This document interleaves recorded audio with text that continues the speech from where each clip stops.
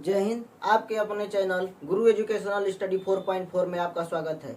जैसा कि आप जानते हैं कि हम लोग पीरियोडिक टेबल पढ़ रहे थे, जिसमें हम लोग एसपीडी और एफ ब्लॉक के बारे में पढ़ लिया था। आज हम लोग उसके आगे उसकी संयोजकता के बारे में पढ़ेंगे।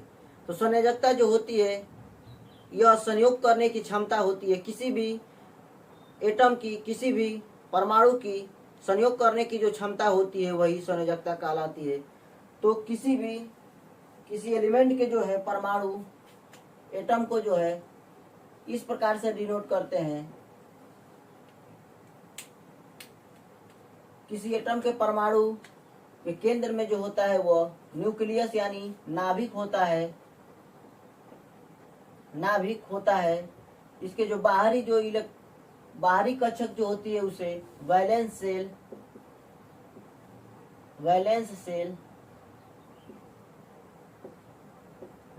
सेल या वैलेंस इलेक्ट्रॉन कहते हैं। आप जानते हैं कि किसी भी रासायनिक अभिक्रिया में जो होती है भाग लेते हैं, वो वैलेंस सेल या बाह्यतम इलेक्ट्रॉन ही भाग लेते हैं। किसी भी परमाणु के जो होते हैं बाहरी इलेक्ट्रॉन जो होते हैं वह मुक्त इलेक्ट्रॉन होते हैं।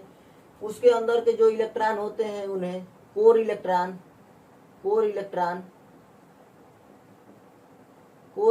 होते हैं। तो किसी भी रासायनिक अभिक्रिया में जो होते हैं भाग लेते हैं, वह बाह्यतम पक्ष में जो वैलेंस इलेक्ट्रॉन होते हैं वही भाग लेते हैं। तो हम लोग आगे संयोजकता के बारे में पढ़ेंगे कि संयोजकता किसी भी एलिमेंट की संयोजकता कैसे निकालेंगे। जैसे सोडियम, एटॉमिक नंबर 11। सोडियम की संयोजकता जो होगी कितना होगी, इसका एटॉमिक कॉन्फ़िगरेशन निकालेंगे 2 8 1। इसके बाह्यतम कक्ष में इलेक्ट्रॉनों की संख्या 1 है, तो इसकी जो वैलेंसी जो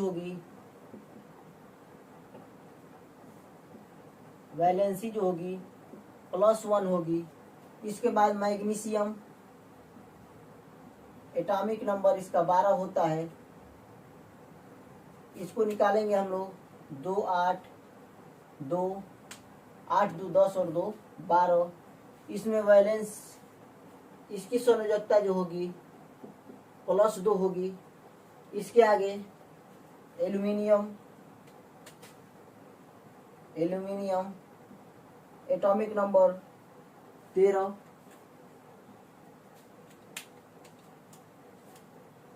इसको हम लोग बोर के परमाणु मॉडल के आधार पर हम लोग इसकी इलेक्ट्रॉनिक कॉन्फ़िगरेशन निकालेंगे 2 8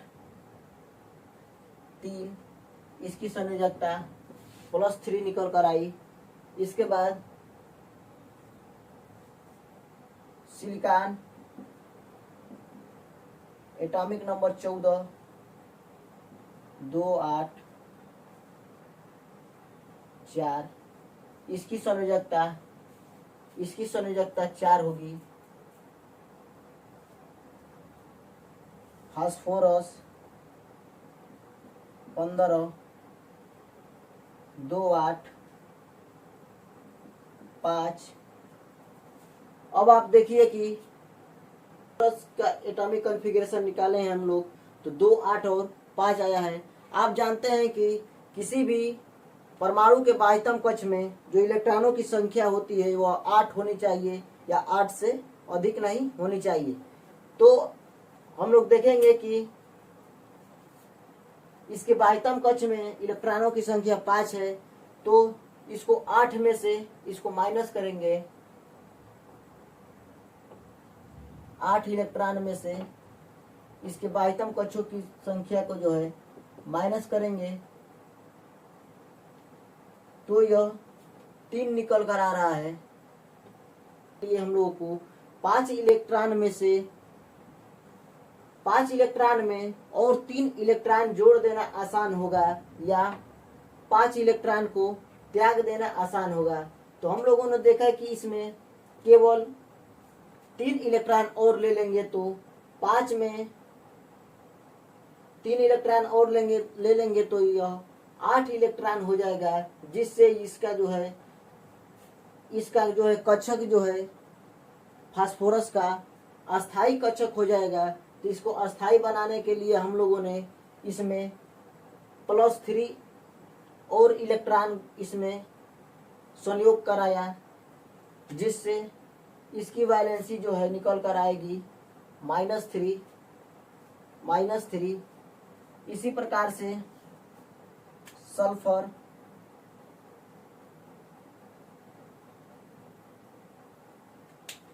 सल्फर का एटॉमिक कॉन्फ़िगरेशन 2 8 6,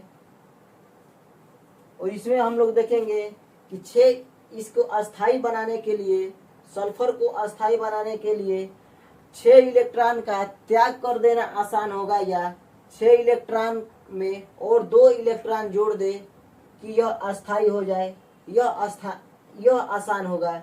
तो इसमें हम लोग और 2 इलेक्ट्रॉन ऐड कर देंगे, जोड़ देंगे, जिससे यह स्टेबल हो जाएगा, यह अस्थाई हो जाएगा। तो इसकी संयोजकता निकल कर आई -2।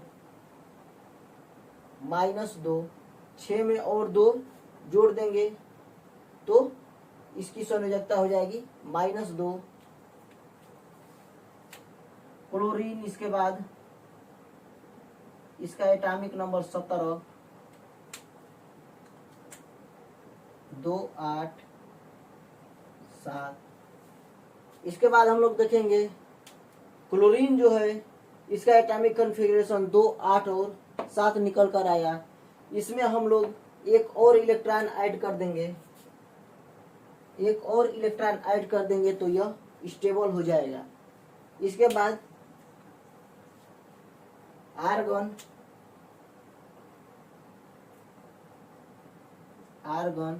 18, 2 8 8। इसके बाह्यतम कक्ष में हम लोग देखेंगे कि इलेक्ट्रॉनों की संख्या 8 है, यह स्टेबल है, तो इसलिए इसकी संयोजकता जो होगी 0 होगी।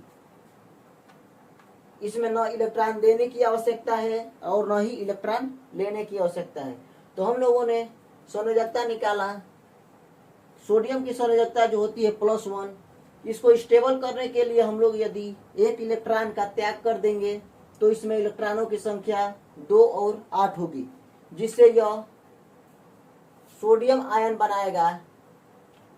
सोडियम पर +1 चार्ज हो जाएगा, सोडियम पर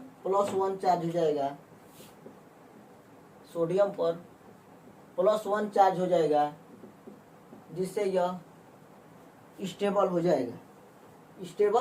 जाएगा। जैसा कि आप जानते हैं कि किसी भी रासायनिक अभिक्रिया में जो होते हैं आयन ही भाग लेते हैं, एलिमेंट भाग नहीं लेते हैं। तो यह इसकी जो होती है संयोजकता सोडियम की +1 होगी। इसी प्रकार से मैग्नीशियम की जो संयोजकता होगी +2 होगी। इसमें से 2 इलेक्ट्रॉन का यह त्याग कर देगा और स्टेबल हो जाएगा। इसी प्रकार से एल्यूमिनियम की संयोजकता +3, सिलिकॉन की संयोजकता 4, फास्फोरस का -2, -3, सल्फर का -2, क्लोरीन का -1, और आर्गन जो है यह आर्गन इसका जो होगी संयोजकता 0 होगी। तो हम लोगों ने पीछे पढ़ लिया था कि सोडियम जो है यह ग्रुप संख्या 1 का एलिमेंट है, ग्रुप संख्या फर्स्ट का एलिमेंट है। मैग्नीशियम ग्रुप संख्या सेकेंड, और एल्यूमिनियम जो है ग्रुप संख्या 13 का एलिमेंट है। इस प्रकार से सिलिकॉन ग्रुप संख्या 14, फास्फोरस 15, सल्फर 16, क्लोरीन 17 और आर्गन 18 का एलिमेंट है। ग्रुप संख्या 18 का एलिमेंट है।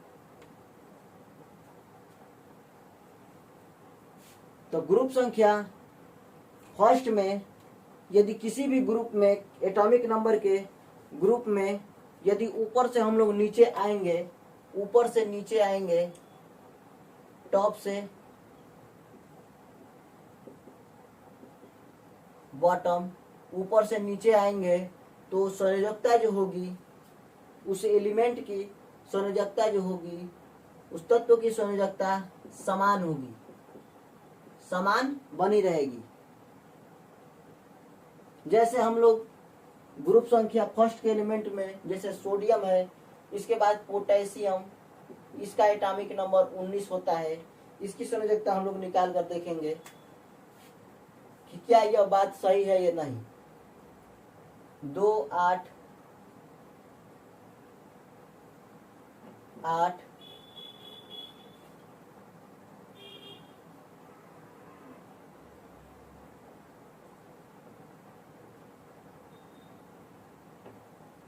पोटेशियम की हम लोग संयोजकता निकालेंगे 1s2 2s2 2p6 3s2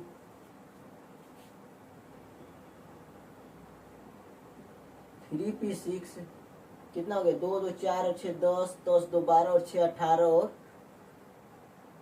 4s1।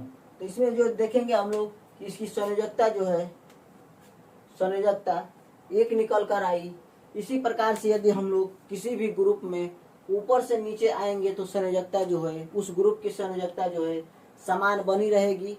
तो यदि हम लोगों से क्वेश्चन में पूछ लेगा कि सीजियम का जो है संयोजकता कितना होगा, सीजियम की संयोजकता कितना होगा, तो आप लोग जानते हैं कि सीजियम जो है ग्रुप संख्या फर्स्ट का एलिमेंट है, जिसका एटॉमिक नंबर 55 होता है।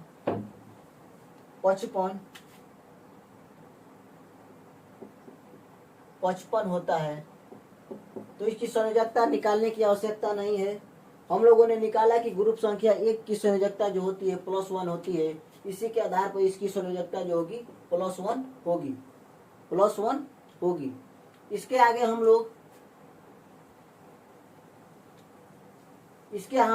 हम लोग पीरियोडिक टेबल के कुछ नियम है, उसके बारे में हम लोग जानेंगे कि पीरियोडिक टेबल की क्या क्या नियम है। पीरियोडिक फंक्शन के बारे में हम लोग पढ़ेंगे। पीरियोडिक फंक्शन के रूप में जैसे एक नंबर पर जो है बैलेंसी को देखेंगे, संयोजकता को। यह एटॉमिक नंबर, यह पीरियोडिक टेबल में ऊपर से नीचे आने पर क्या प्रभाव डालती है और लेफ्ट से राइट जाने पर, बाएं से दाएं जाने पर यह पीरियोडिक टेबल में क्या प्रभाव डालती है।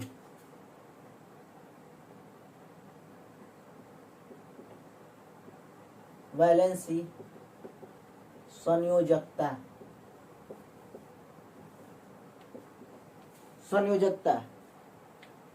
किसी भी पीरियोडिक टेबल में ऊपर से नीचे आने पर, टॉप टू बॉटम,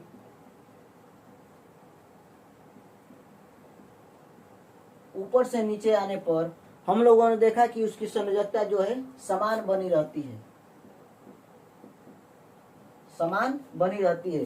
तो पीरियोडिक टेबल में ऊपर से नीचे आने पर जो होती है संयोजकता जो होती है एक समान बनी रहती है। उसके बाद लेफ्ट से राइट जाने पर, लेफ्ट टू राइट, लेफ्ट से राइट जाने पर, बाएं से दाएं जाने पर पीरियोडिक टेबल में संयोजकता का क्या असर पड़ता है। तो हम लोगों ने देखा कि सबसे पहले संयोजकता जो है बढ़ रही थी, +1 +2 +3, उसके बाद 4, उसके बाद -3 -2 -1। तो हम लोगों ने देखा कि संयोजकता जो है लेफ्ट से राइट जाने पर, बाएं से दाएं जाने पर सबसे पहले संयोजकता बढ़ रही थी, उसके बाद क्या हो रही थी, घट रही थी। तो बाएं से दाएं जाने पर संयोजकता जो है पीरियोडिक टेबल में संयोजकता का मान पहले बढ़ता है, उसके बाद फिर घटता है।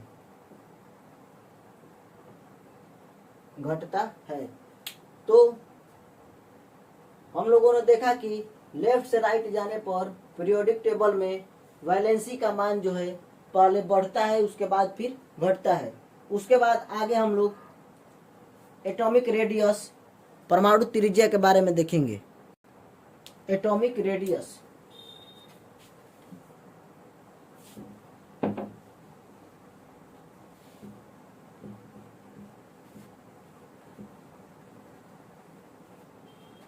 दूसरे आवर्त का नियम, एटॉमिक रेडियस, एटॉमिक रेडियस परमाणु त्रिज्या, परमाणु त्रिज्या। इसमें हम लोग देखेंगे कि ऊपर से नीचे आने पर या बाएं से दाएं जाने पर परमाणु त्रिज्या में क्या असर पड़ता है। एटॉमिक रेडियस किसे कहते हैं? किसी भी परमाणु में नाभिक से वैलेंस सेल के इलेक्ट्रॉनों की जो दूरी होती है, नाभिक से वैलेंस सेल, वैलेंस सेल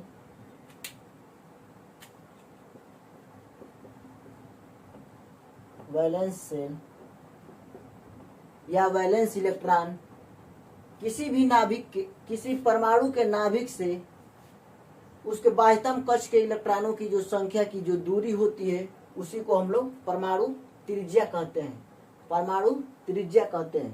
तो इसमें हम लोग देखेंगे कि ऊपर से नीचे आने पर, tops to bottom, top to bottom, ऊपर से नीचे आने पर परमाणु त्रिज्या के मान में क्या परिवर्तन होता है। तो पीरियोडिक टेबल में ऊपर से नीचे आने पर परमाणु त्रिज्या का मान जो होता है बढ़ता है, बढ़ता है, बढ़ता है। ऊपर से नीचे आने पर परमाणु त्रिज्या का मान बढ़ता है। उसके बाद लेफ्ट से राइट जाने पर, लेफ्ट से राइट जाने पर परमाणु त्रिज्या का मान जो है घटता है,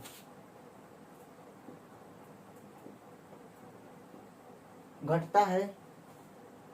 परमाणु त्रिज्या का मान ऊपर से नीचे जाने पर जो है बढ़ता है, क्योंकि एटॉमिक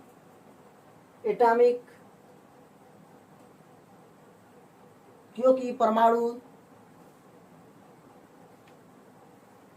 त्रिज्या में ऊपर से नीचे आने पर तत्वों का जो है परमाणु त्रिज्या जो होती है बढ़ती है, क्योंकि तत्वों का जो है, जो एलिमेंट है उनका जो है एटॉमिक नंबर जो है बढ़ता है, जिसके कारण इसकी जो है परमाणु त्रिज्या बढ़ती है। इसमें हम लोग देखेंगे कि लेफ्ट से राइट जाने पर इसमें परमाणु त्रिज्या की जो है मान जो है, परमाणु त्रिज्या घटती है। इसके आगे आयोनाइजेशन एनर्जी के बारे में हम लोग देखेंगे। अगला नियम जो है पीरियोडिक टेबल का, आयोनाइजेशन एनर्जी, तीसरा नंबर आयोनाइजेशन एनर्जी, आयनन ऊर्जा, आयनन ऊर्जा, आयनन ऊर्जा। आयनन ऊर्जा जो है पीरियोडिक टेबल में ऊपर से नीचे आने पर आयनन ऊर्जा जो होती है किसे कहते हैं। पहले ये जानेंगे कि आयनन ऊर्जा कहते किसे हैं। किसी भी परमाणु में बाह्यतम कक्ष में उपस्थित इलेक्ट्रॉनों को रिमूव करने में, इसको हटाने में रिमूव करने में जितनी ऊर्जा इस पर खर्च की जाती है, उसको हम लोग आयनन ऊर्जा कहते हैं। किसी भी एटम में, किसी भी परमाणु में बाह्यतम कक्ष में जो उपस्थित इलेक्ट्रॉन होते हैं, उनको हटाने में, उनको रिमूव करने में जितने कम से कम ऊर्जा खर्च की जाती है उसे हम लोग आयनन ऊर्जा कहते हैं, आयनन ऊर्जा कहते हैं। तो इसमें हम लोग देखेंगे कि पीरियोडिक टेबल में ऊपर से नीचे आने पर, टॉप टू बॉटम और लेफ्ट से राइट जाने पर आयनन ऊर्जा में क्या प्रभाव पड़ता है। तो आयनन ऊर्जा जो होती है, आयनन ऊर्जा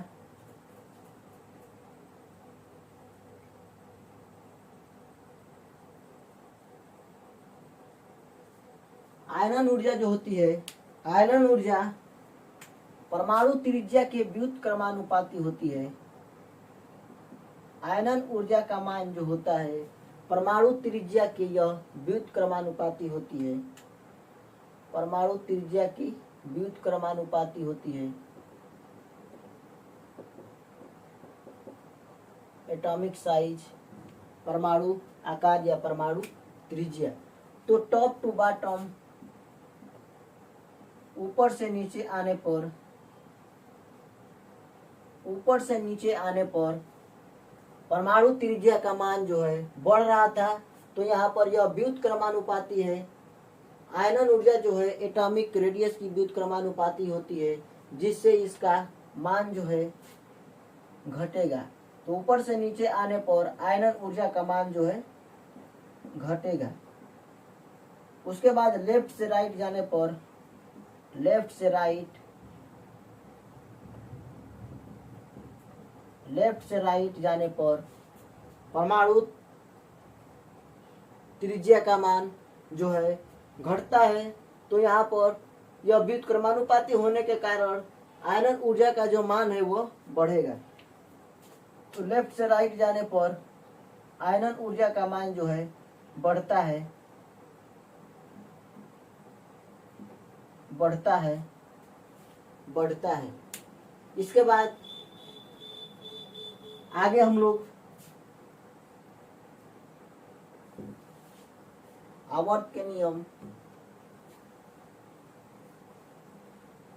पीरियोडिक फंक्शन के बारे में देखेंगे। चौथे नंबर पर इलेक्ट्रॉन एफिशिएंसी,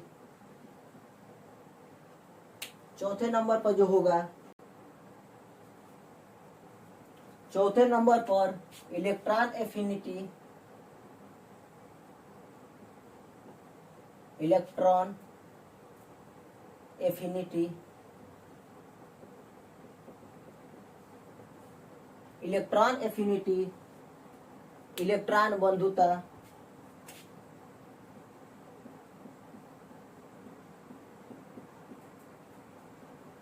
बंधुता,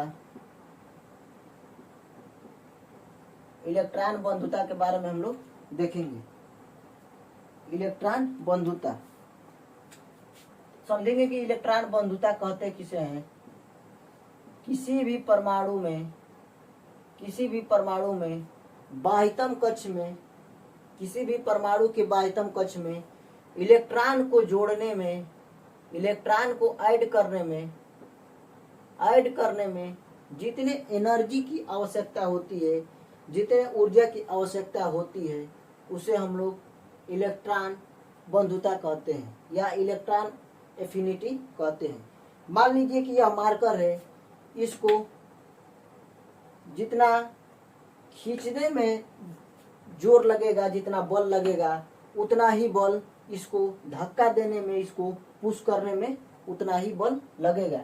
तो इलेक्ट्रॉन को जो है, इलेक्ट्रॉन को हटाने में, रिमूव करने में जितना बल लगता है, उतना ही बल इसमें इलेक्ट्रॉन को ऐड करने में लगेगा। तो इलेक्ट्रॉन, तो किसी भी परमाणु के बाह्यतम कक्ष में जो इलेक्ट्रॉन है, उनको ऐड करने में जितने एनर्जी, जितनी कम से कम ऊर्जा खर्च होती है, उसे हम लोग इलेक्ट्रॉन बंधुता कहते हैं, इलेक्ट्रॉन बंधुता कहते हैं। तो देखेंगे हम लोग कि ऊपर से नीचे आने पर या लेफ्ट से राइट जाने पर इलेक्ट्रॉन बंधुता में क्या असर पड़ता है। तो आइए देखते हैं।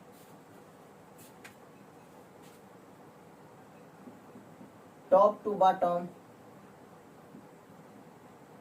ऊपर से नीचे आने पर इलेक्ट्रॉन बंधुता का जो मान है वह घटेगा। घटेगा और लेफ्ट से राइट जाने पर इलेक्ट्रॉन का बंधुता का मान बढ़ेगा।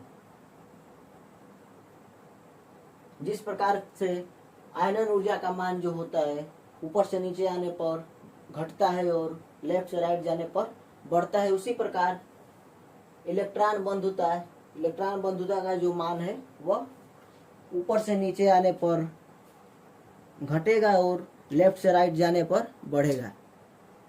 इसके बाद अगले आवर्त के नियम को हम लोग देखेंगे। नियम नंबर 5वां जो है,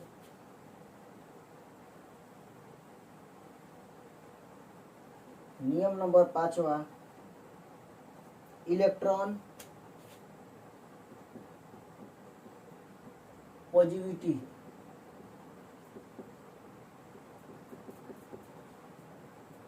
इलेक्ट्रॉन धनात्मकता।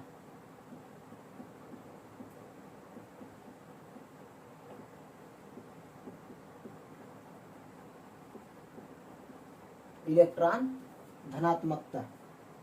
तो इलेक्ट्रॉन धनात्मकता का मान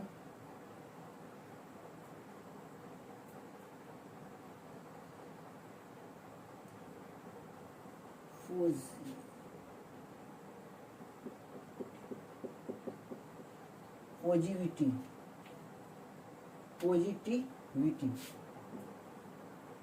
इलेक्ट्रॉन धनात्मकता का जो मान है, तो इलेक्ट्रॉन धनात्मकता किसे कहते हैं? इलेक्ट्रॉन धनात्मकता किसे कहते हैं? तो किसी भी इलेक्ट्रॉन के बाह्यतम कक्ष में इलेक्ट्रॉनों को त्याग कर किसी भी इलेक्ट्रॉन में बाह्यतम कक्ष में या किसी भी तत्वों के बाह्यतम कक्ष में उपस्थित इलेक्ट्रॉनों को त्याग कर अपने ऊपर धन आयन रखने की जो है प्रवृत्ति जो होती है वह इलेक्ट्रॉन धनात्मकता कहलाती है। अपने ऊपर जो होती है पॉजिटिविटी या धनात्मकता ज्ञात रखने की जो प्रवृत्ति है वह धनात्मकता, इलेक्ट्रॉन धनात्मकता कहलाती है। तो हम लोगों ने देखा कि इलेक्ट्रॉन पॉजिटिविटी, इलेक्ट्रॉन धनात्मकता किसे कहते हैं? किसी भी परमाणु के बाह्यतम कक्ष में इलेक्ट्रॉनों को त्याग कर अपने ऊपर धन आवेश, धन आयन ग्रहण करने की जो होती है प्रवृत्ति होती है, उसे हम लोग इलेक्ट्रॉन धनात्मकता कहते हैं। तो टॉप टू बॉटम, ऊपर से नीचे आने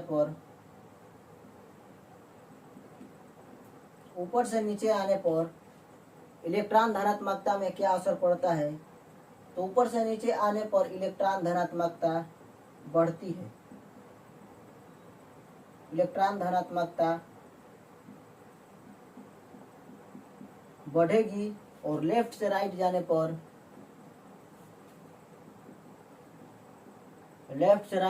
पर इलेक्ट्रॉन धनात्मकता का मान जो है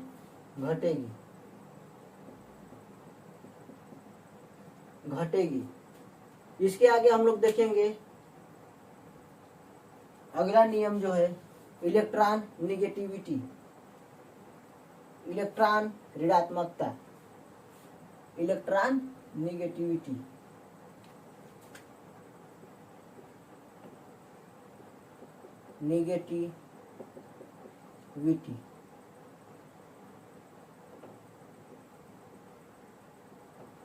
इलेक्ट्रॉन ऋणात्मकता।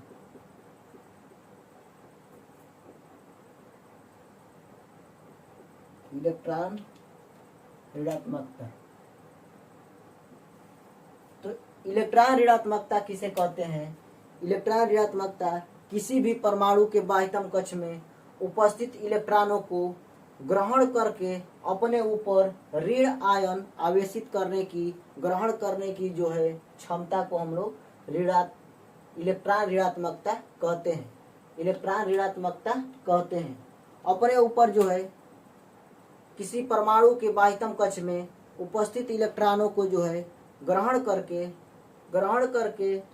अपने पर ऋण आयन, ऋण आवेश धारण करने की या ग्रहण करने की जो होती है प्रवृत्ति जो होती है, उसे हम लोग इलेक्ट्रॉन ऋणात्मकता या इलेक्ट्रॉन नेगेटिविटी कहते हैं।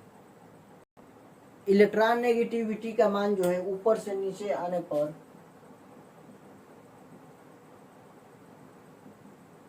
टॉप टू बॉटम, ऊपर से नीचे आने पर इलेक्ट्रॉन ऋणात्मकता का मान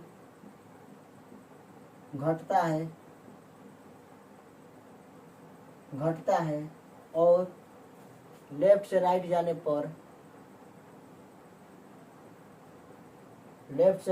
पर इलेक्ट्रॉन ऋणात्मकता का मान बढ़ता है।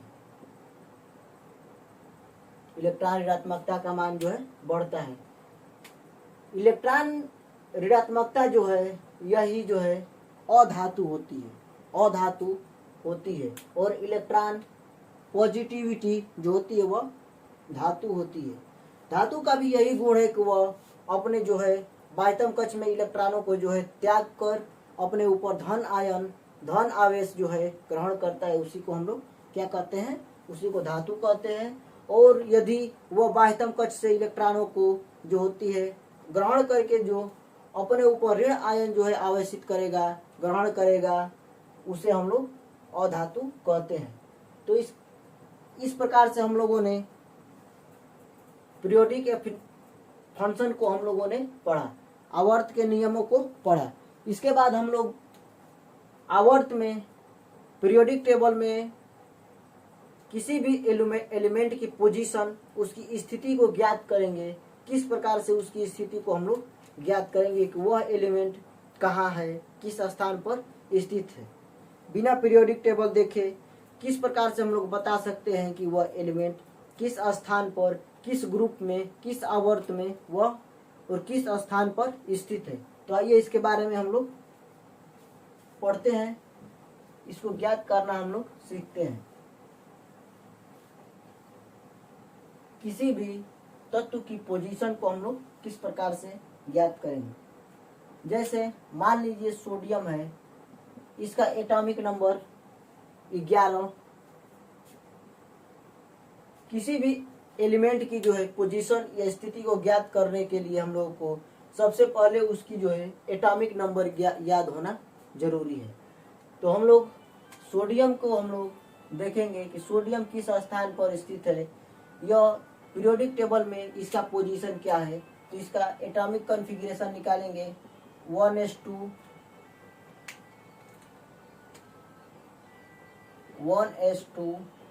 2s2 2p6 3s1 2 2 4 और 6 10 और 1 11। इसमें हम लोग देखेंगे कि यह एस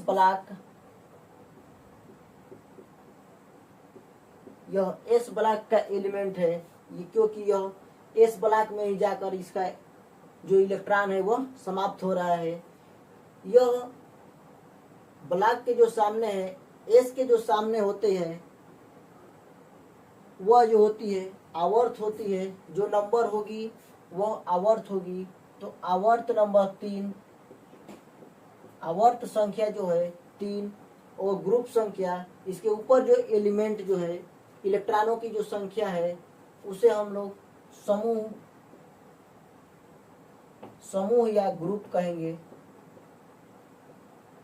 समूह या ग्रुप कहेंगे। तो यह ग्रुप संख्या फर्स्ट और आवर्त नंबर 3 एस ब्लॉक का यह एलिमेंट है, जिससे हम लोगों ने इसकी पोजीशन को ज्ञात किया। इस प्रकार से magnesium 12 1s2 2s2 2p6 3s1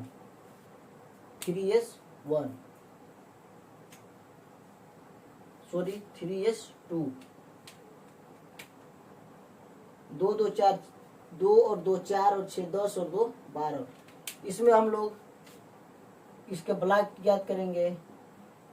S block आवर्त संख्या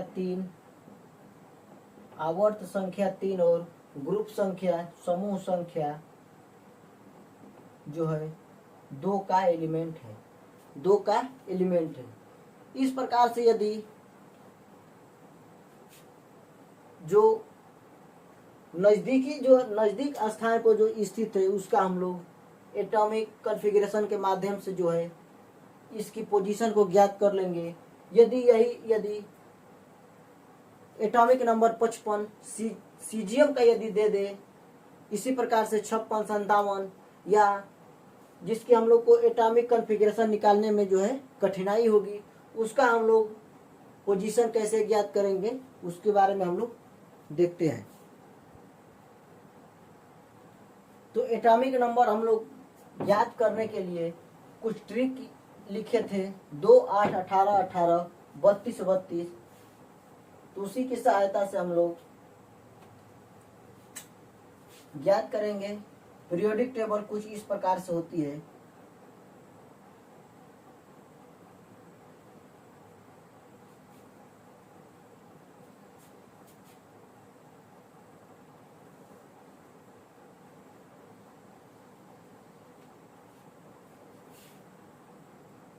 कुछ इस प्रकार से होती है। एटॉमिक नंबर हम लोग पहले ग्रुप का लिख लेंगे